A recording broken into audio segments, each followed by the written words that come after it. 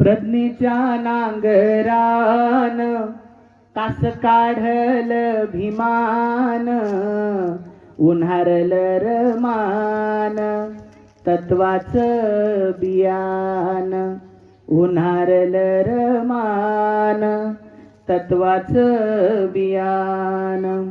बॅरिस्टराची पत्नी सुभेदाराची सून, अनवाणी चालत होती काटेरी वाटेन, अनवाणी चालत होती काटेरी वाटेन.